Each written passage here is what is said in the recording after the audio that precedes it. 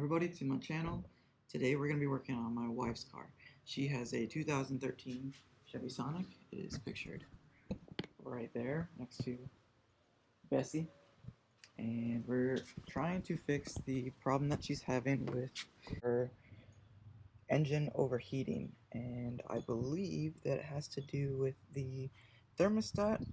But just in case, we also bought the housing on this side and figured why not replace them both, because this car apparently has issues with overheating quite often.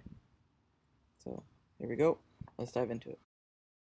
We're going to start by removing the reservoir and the tube.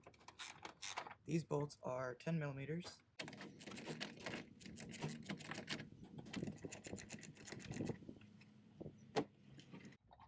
Oh, come on, pain in the butt.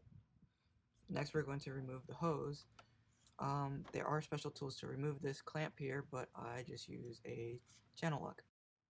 Alright, I got my channel lock. And I'm going to just squeeze and try to push it back with my finger. Come on.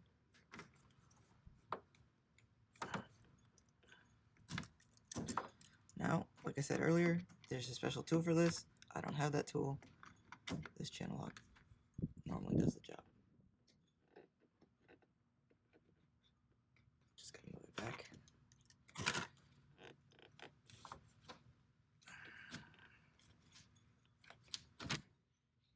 Oh.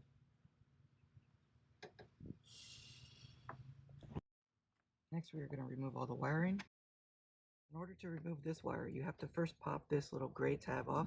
This gray tab goes right in here and it locks in. Just lift it up with a flathead screwdriver. Pretty simple. Oh, flathead.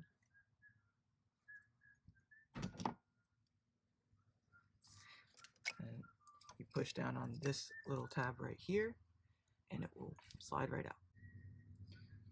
Don't lose this little gray tab. I'm gonna see if we can put it right back in here, just like that, and you will not lose it.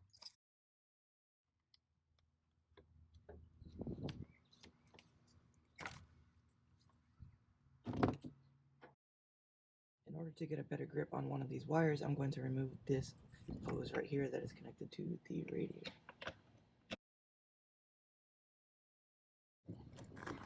There we go.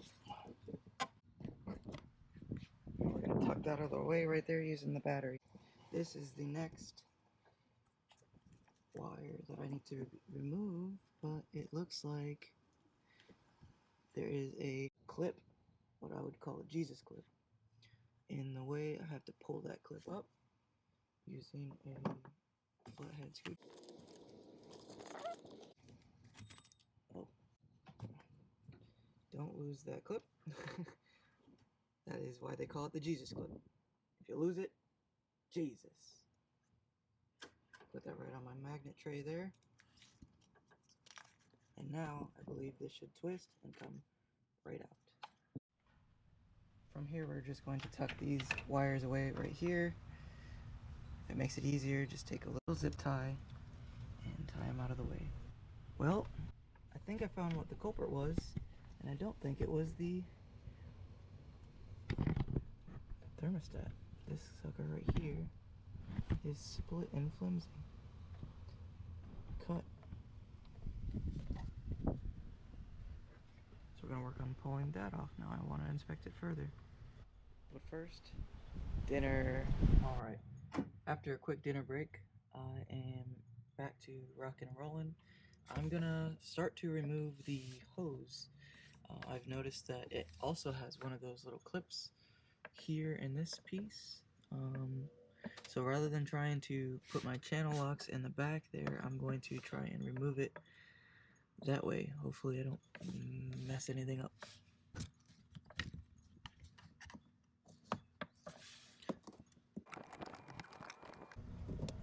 Alright, and we got it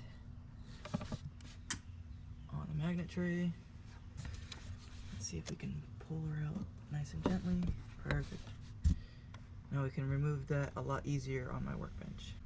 Now to work on removing this this guy.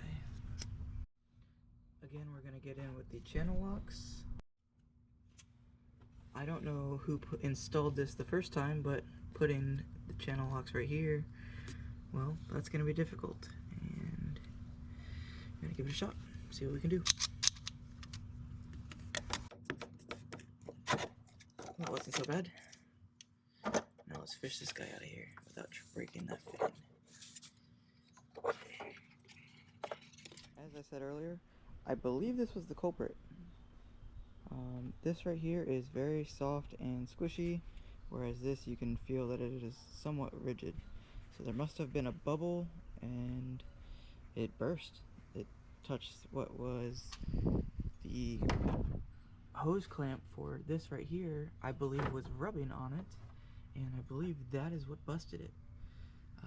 I don't know for sure, but I am going to order a new hose and put the hose clamp in the proper place. I also have to order this because, as you can probably tell from earlier in the video, I broke that. It had one of those little Jesus clips. I was not paying attention, and well, mistakes were made, but they can be fixed. I'm not too worried about it. What I'm going to work on now is the heater hose line. I'm going to take the old piece right here. This is what connects to the heater core, and I'm going to put it onto the new line.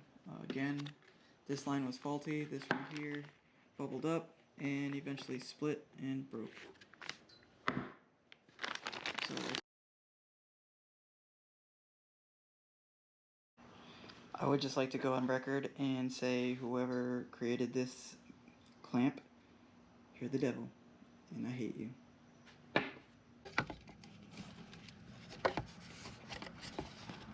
Well guys, I apologize for the odd angle, but well, it's an engine bay, there's not much I can do about it. But now we're going to put this clip on.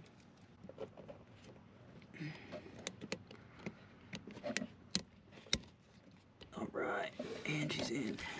Now we're going to work on getting the heater hose attached to the housing.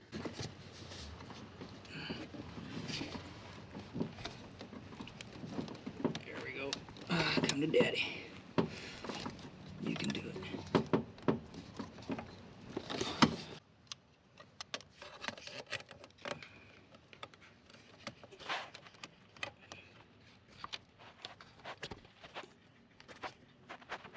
Move this back for the time being.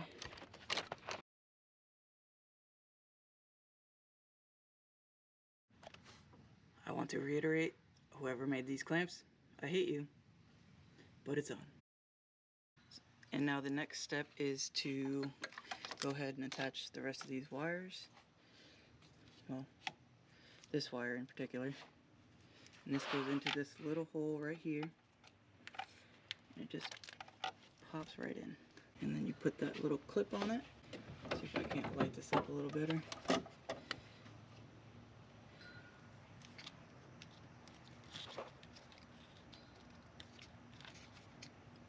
And it isn't coming out. Perfect. Now we're going to, from here, attach this guy right here. You can hear that it's going to engage. And we're going to pop on the radiator hose here. Actually, before I do that, I think I want to move this clamp down so it's no longer rubbing on the hose. Bear with me while I do that.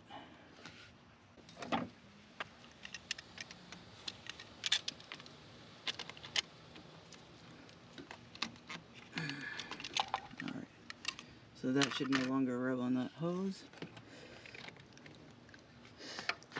And then we're going to pop this guy on. Hopefully very easily. Alright, yep, that was easy. Now we're going to take an 8mm and we're going to tighten down this hose clamp and then plug in the rest of these wires, these two right here.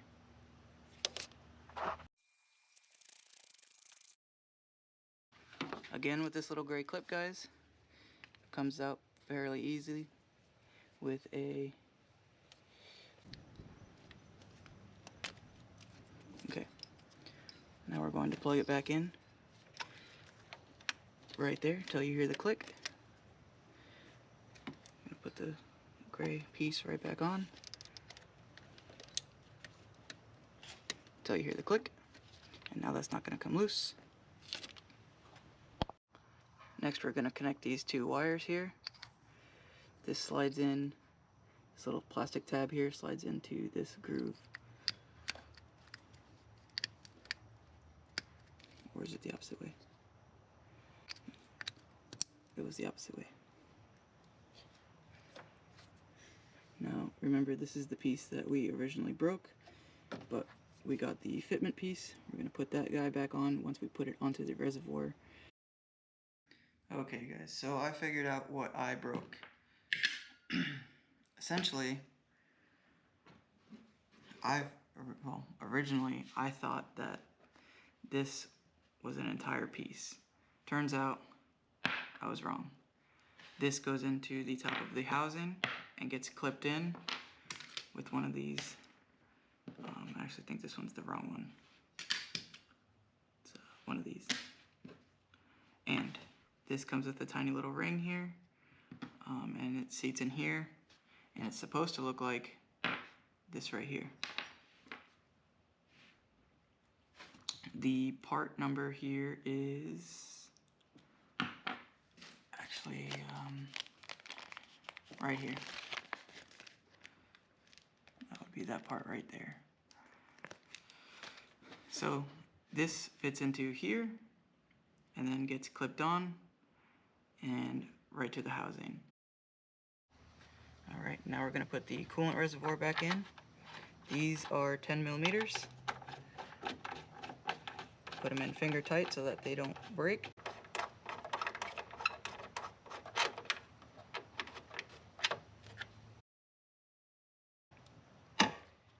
Now we're going to put this hose back into this right here. Fairly simple.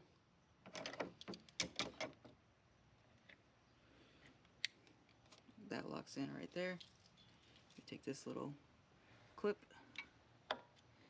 and we put it back in like so.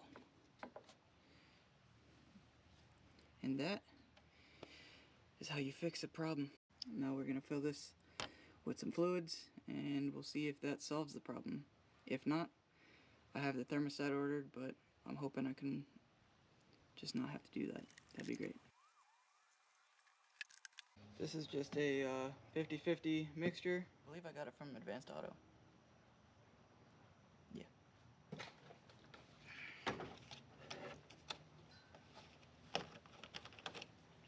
You want to fill this up until it's full. You're going to get the car started. It's going to bubble up and it's going to start to heat up. Hopefully it engages the thermostat. Once the thermostat opens, it's going to start to pull out of the reservoir.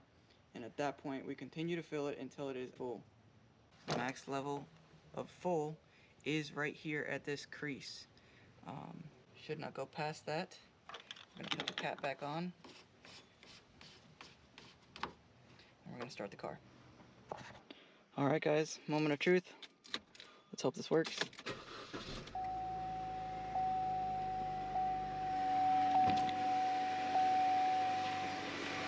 I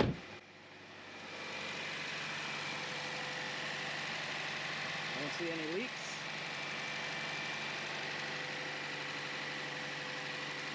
Now the real test will be to go ahead and drive it around the neighborhood and see if that light doesn't pop back on. But I'm hoping we got it fixed. As you guys may or may not be able to see, it is cycling through. It is pushing the fluid back in. We are now below the line. So I'm going to drive it around. If the code does not come on, I'm going to park it, let it cool, and I'm going to put a little bit more radiator fluid back into it to the fill line, which is this crease right here. And my wife will have her car ready to go tomorrow. Well guys, so far so good. No overheating lamp. So that's exciting. Gonna continue to drive around the block a little bit, just to see if we can get it up to some sort of temperature. I'm not gonna be cruising at any highway speeds because, well, I'm not going on the highway just in case it is something else wrong with it, but let's pray for the best.